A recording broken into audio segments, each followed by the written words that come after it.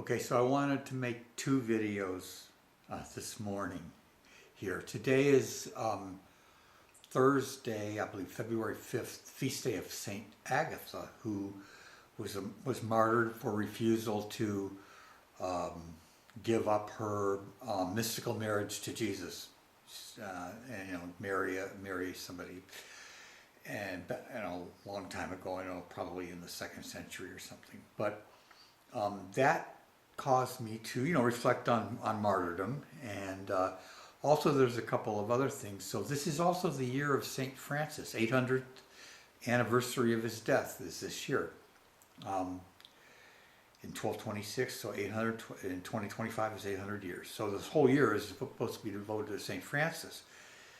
So yeah, I wanted to mention some of the what I think are common misconceptions about Saint Francis, because they seem to be quite prevalent among the establishment, if you will.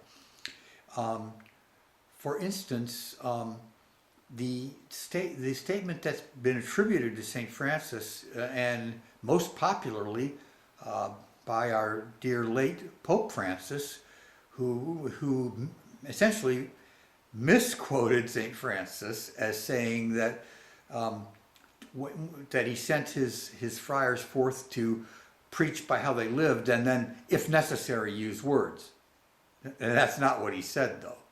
Okay, so that's one thing I want to correct. I mean, you can find what Saint Francis actually said and what the context of it was.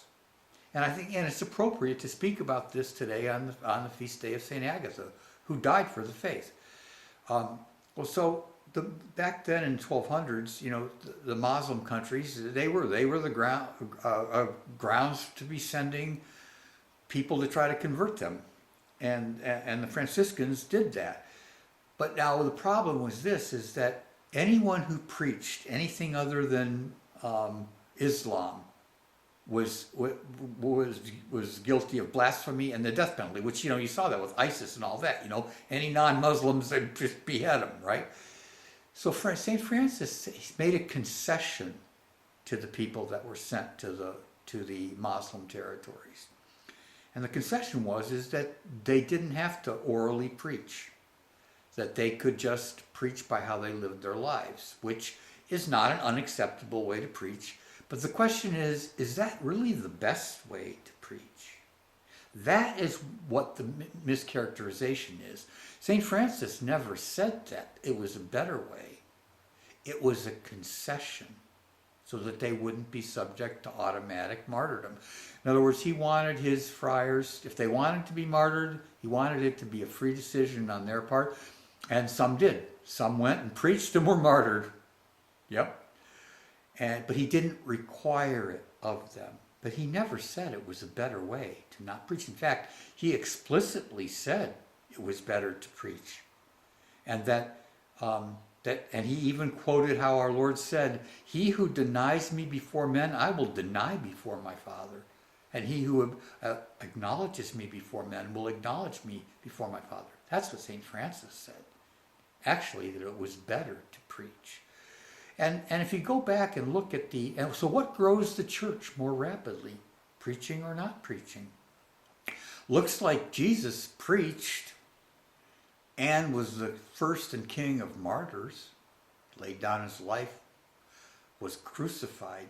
We all know what happened to him. And that's where the church and the faith sprang from. And then they have that saying that the blood of the martyrs is the seed of the church. This church is founded on the blood of the martyrs. St. Stephen, 1 year after Jesus was crucified, the first martyr. And many other martyrs. St. James, the martyrs of Rome. And today, St. Agatha we're celebrating. Yeah, so the church, and this has been well understood and documented throughout the time. Actually, that's the most fertile way to grow the church, is through martyrdom, not by being martyred. And it's always been known. So I wanted to mention that. And then Later on, I'm going to make a second video about the case of Bishop Joseph Strickland and his disagreement with Pope Francis on what we now call a pastoral focus or something like that, like, how to do things. And I'm going to make a separate video on that. On this one, I just wanted to point out about that, no, there's no improvement on martyrdom, okay? And, St. Peter was martyred, St. Paul, the martyrs of the church, okay?